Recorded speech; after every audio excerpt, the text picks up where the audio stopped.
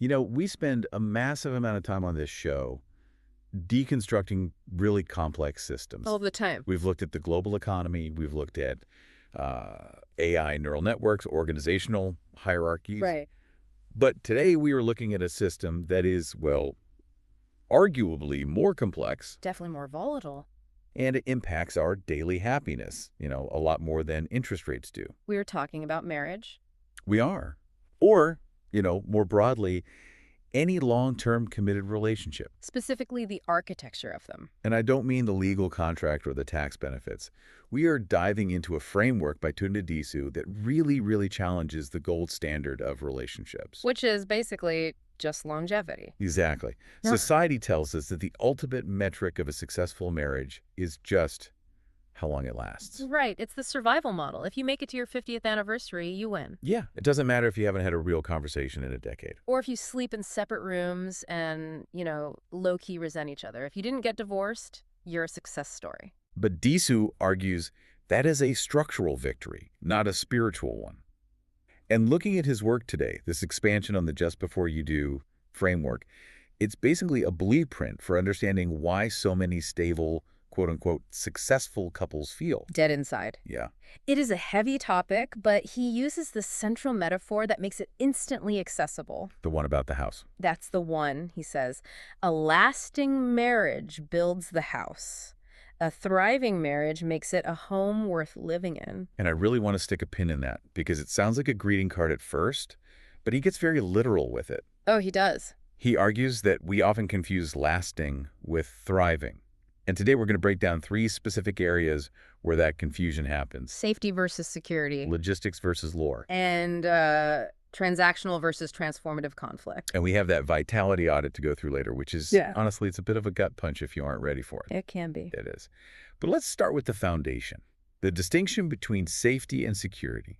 Now, in normal conversation, those are synonyms. If I tell you I feel safe, I usually mean I feel secure. Sure.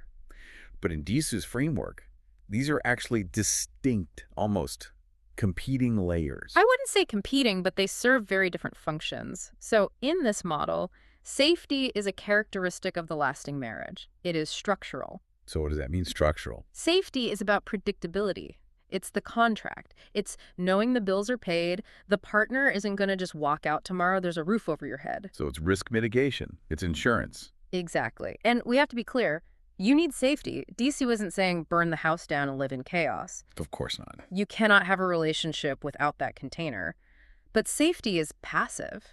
It's about protection from risk, protection from loneliness, financial ruin, social stigma. Right, but the trap is thinking that safety is the destination. That's it. Because you can be safe and be completely stagnant. I could be safe in a bunker. I could be safe in a prison cell. That is the perfect image, and that is where security comes in. Which is the thriving marriage. In a thriving marriage, security isn't about the external walls, it's internal. Disu defines security as emotional confidence. I highlighted this list in the notes because it felt radical.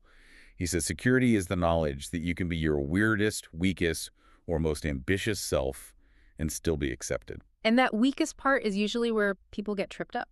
Why is that? In a purely safe marriage, one that is focused on structure, you often feel the need to hide weakness. Yeah. You have to maintain the role. The character. I'm the provider. Or I'm the supermom, or I'm the rational one. Because if you break character, you worry the structure might crack. That makes so much sense. If the marriage is built on this premise of we are a stable unit, then me having a breakdown or me wanting to change careers feels like a threat to the unit. The huge threat. So safety effectively means walking on eggshells to keep the peace. Often, yes. But security implies that the relationship is resilient enough to handle you falling apart. Disu asks this pivot question that I think is the anchor of this whole section. The one about the harbor. Yeah. Is your relationship a safe harbor or a secure base? I want to dig into that because safe harbor sounds really nice. Who doesn't want a harbor? Of course. A harbor is where you go to hide from the storm. It's a retreat. And that is valuable. We all need rest. But you can't stay there. If you stay in the harbor forever, you never go anywhere. A secure base is actually a concept from attachment theory, and it's also used in, military or mountaineering contexts. It's a launching pad. It's a launching pad. It's the place that gives you the confidence to go out into the scary world and take risks. So let's make this concrete. If I'm in a lasting, safe marriage, I come home and say, the world is scary, let's lock the door and just survive. Hunker down. But if I'm in a thriving, secure marriage, I come home, get recharged, and my partner helps me say, okay, I'm going to go ask for that promotion. Or I'm going to start that business, or I'm going to run that marathon. Precisely. Yeah. A thriving marriage propels you. It doesn't just protect you. Yeah. If your partner is your secure base, their belief in you overrides your self-doubt. You become more of yourself because of the relationship, not less. That is a crucial distinction. I think a lot of people feel like they have to shrink to fit inside their marriage. They do. Like, I can't take that risk because it would disrupt our routine. And that's prioritizing safety over security. And that leads directly to the second tension Disu identifies, which is about what actually consumes the mental energy of the couple. Logistics versus lore. Yes. The tyranny of logistics. Yeah. I feel like this is the default state of modern adulthood. Oh, absolutely. If you have jobs, maybe kids, a mortgage, the logistics are overwhelming. It is the silent killer of romance. In the structural lasting marriage, the conversation is dominated by the maintenance of life. It's the business of we. Who is driving the kids to soccer? Did we pay the insurance premium? What are we eating for dinner? When's the plumber come? It's just project management. That's it. You are effectively two co-founders of a nonprofit organization called... Our Family Inc. Exactly. Yeah. And you're just in a perpetual board meeting. And again, to be fair to the house, if you fail at logistics, the roof leaks and the lights go out. You need logistics. You need them. But Disu argues that a thriving marriage actively maintains something he calls lore. I love this term. It sounds like we are talking about Lord of the Rings or a video game, the lore of the relationship. Right. But what does that actually mean in practice? It's the narrative. It's the inner culture. It's the inside jokes that would make no sense to anyone else. Okay. It's the shared memories, the dreams, the story of us. It's the unique language you speak. It's the content. If logistics is the operating system running in the background, lore is the actual app you want to use. That is a great way to put it. Think about the beginning of a relationship. What do? You build lore. Constantly. Remember that time we got lost in Paris? Remember that weird waiter? Remember when we stayed up all night talking about aliens? You are weaving a story together. But as the business of we takes over, the lore stops getting updated. you stop writing new chapters. Yeah. You were just rereading the introduction over and over again. Or worse, you are just reading the instruction manual for the dishwasher. Oh, that's bleak. Disu has a reality check question here that stings. He asks, when was the last time you talked about something that had nothing to do with your to-do list as a couple? That is heavy. Yeah. Because there are weeks where, if I'm honest, the answer is, I don't know. Mm-hmm. We talked for 10 hours. But it was all tactical. It was all housework. And that is how the home becomes just a house. If you aren't talking about ideas or fears or just laughing at the absurdity of life, you are letting the spiritual connection atrophy. You become roommates who share a mortgage. Exactly. So how do we get the lore back? Is it just go on a date night? Because date nights can be logistical traps too. They absolutely can. Date nights help, but only if you ban the logistics talk. If you go to a fancy dinner and spend 2 hours talking about the bathroom renovation or the kids' grades, that is just a staff meeting with wine. Building lore requires curiosity, which we'll touch on in the audit. But first, we have to look at the third tension, because this is where the lack of lore usually explodes. This is conflict. Yes. Right. Transactional versus transformative conflict. Yeah. This is fascinating because most advice on fighting is about fair fighting or using I statements. It's about technique. It is. But Disu changes the goal entirely. He reframes the purpose of the fight. Okay. In a lasting structural dynamic, conflict is transactional. It's a courtroom. I did the dishes 3 times this week. You did them 0 times. Therefore, I win and you owe me. Exactly. It is adversarial. It is about scorekeeping and accuracy. The goal is to prove you are right and the other person is wrong. You are the prosecutor, they are the defense. And the problem is, even if you win the verdict, even if you prove logically that you did more chores, you still lose. you sleep on the couch. You win the point, but the relationship loses. Because the focus is on the facts of the event, the dishes, the trash, the time you were late, not the feelings underneath. Okay, so contrast that with transformative conflict. That's the hallmark of a thriving marriage. So what is the goal there? Yeah. If it's not to win, why are we arguing? The goal is understanding. Disu says the couple asks a radical question. What is this argument teaching us about our needs?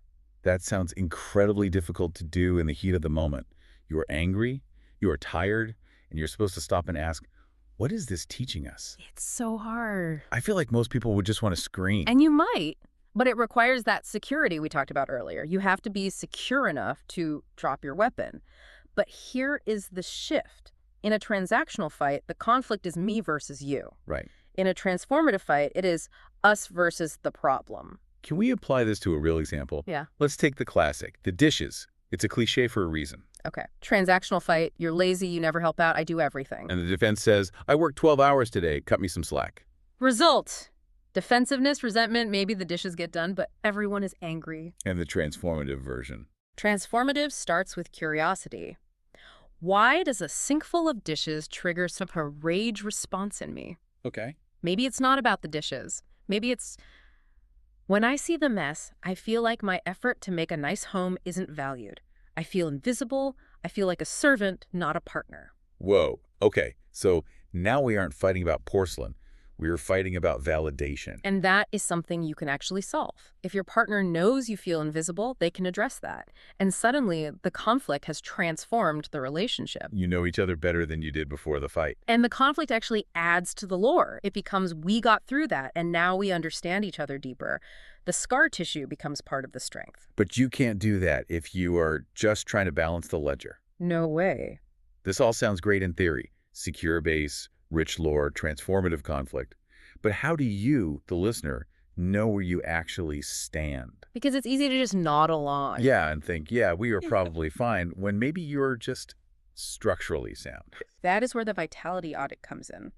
Dessous suggests rating yourself on 4 scales, 1 to 10. And I think we should walk through these because they are revealing. And you have to be honest with yourself here. Brutally honest. Let's do it. Scale 1 is the curiosity scale. The question is, how curious am I about my partner's current thoughts, fears, and dreams compared to 5 years ago? The compared to 5 years ago is the killer. It's everything. Because early on, you are obsessed. You want to know their favorite color, their childhood pet, their weirdest fear. You are investigating them. A1 on this scale is, I already know everything about them. I can predict their sentences. I have the map of their brain. And a 10 is, I am constantly discovering new things. If you are at a 1, you have decided your partner is a finished book. You have read it, put it on the shelf, and now you are just dusting it occasionally. And the tragedy is, people change. Constantly. Your partner is not the same person they were 5 years ago. They have new fears, new gray hairs, new ambitions. If you aren't curious, you are in a relationship with a ghost, a memory of who they used to be. Scale 2. This one hit me hard. The energy exchange. After spending an evening alone with my partner, do I feel drained, neutral, or recharged? 1 is drained, 10 is recharged. Now, I know the introverts listening are screaming, people drain me, that's how I'm wired. Right, and Dessous accounts for that. He says that in a thriving marriage, your partner should be the exception to the introvert rule. If being with your partner feels like work, if you feel like you have to perform or manage their emotions or walk on those eggshells, that drains you. That goes back to safety versus security. If I'm just safe, I'm maintaining the structure. That takes effort. It does. If I'm secure, I can just be, and just being is recharging. Precisely. If you consistently feel drained after hanging out with your spouse, your body is telling you that you are doing maintenance work during your downtime. Okay, scale 3 connects to that. Vulnerability, safety. How safe do I feel sharing a shameful thought or a crazy dream without fear of judgment or dismissal? Shameful and crazy.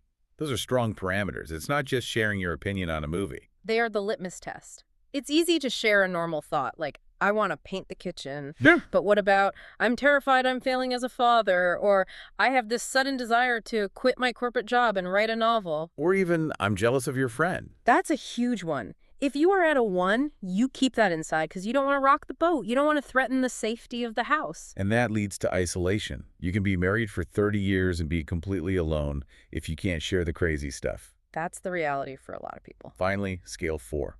The big one. The we versus I future. The metric here is looking 10 years ahead. Is my partner's presence a requirement for my happiness or just a circumstance of my life? Oof. A circumstance of my life. That sounds so clinical. It is the definition of a structural marriage. I will be happy in 10 years because I'll have my pension, my garden, and my grandkids. My partner will be there too, I guess. Where's a part of the furniture? Part of the landscape. Versus a requirement, which means I cannot envision the version of happiness I want without them playing a central role in it. It is the difference between I'm married being a box you checked on a census form. And I'm married being the lens through which you see your future. Okay, so let's say a listener does this audit, and the numbers are mediocre. Not great. Maybe they have great house bills paid, good parents, zero drama. But the home is empty. Low lore, transactional fighting, low curiosity. This is the danger zone. This is where people drift apart or have affairs, not because they hate each other, but because they're starving for vitality. They're starving for the garden. Exactly. So what do? Blow it up, start over. Because that feels like the modern solution. If it's not perfect, leave. No. And this is the most important part of Disu's work.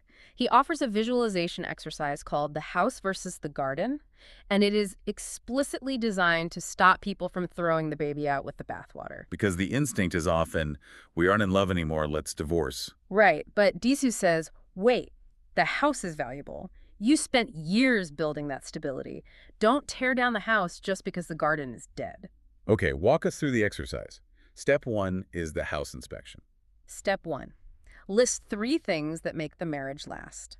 These are your structural wins. So things like, We co-parent beautifully, we agree on financial goals, we are excellent roommates, we have each other's backs in a crisis. and we need to validate this. Yes, give yourself credit. Stability is an achievement. In a chaotic world, having a partner you can trust with your life is massive. Do not dismiss the house. That is the soil you need to grow anything. Okay, step 2, the garden inspection. List 3 things that make the marriage thrive. These are the vitality elements. Like we laugh until we cry. We have deep intellectual debates. We have passionate intimacy. We play together. And if the page is blank, or if you can only think of things from 10 years ago, Then you have your diagnosis. It's not that you are with the wrong person. It's that your management of the relationship is lopsided. your house is fine. Your garden is a dust bowl. You have been spending 100% of your energy fixing the roof and 0% watering the flowers. Which leads to the pivot. Okay. Step 3, the just before pivot. The name just before refers to that moment just before someone gives up. Just before the affair. Just before the divorce papers. Exactly. And Disu proposes a radical deal. What's the deal? The proposal is, what if we keep the house, keep the stability, the history, the assets, the family structure, but completely redesign the garden? That feels manageable. It takes the pressure off. It does. You aren't saying our marriage is a failure. You're saying our allocation of resources is off. It separates stability from stagnation. People think, if I want passion, I have to leave this boring, stable life. Disisu says, no, keep the stability. That is the safety net. Now, take a risk and plant something new in it. It changes the mindset from fixing problems to creating experiences. Exactly. Fixing problems is exhausting. It's drudgery. Planting a garden is creative. It's hopeful. You aren't asking, why is the drain clogged? You're asking, do we want to plant roses or tomatoes this year? Do we want a fountain?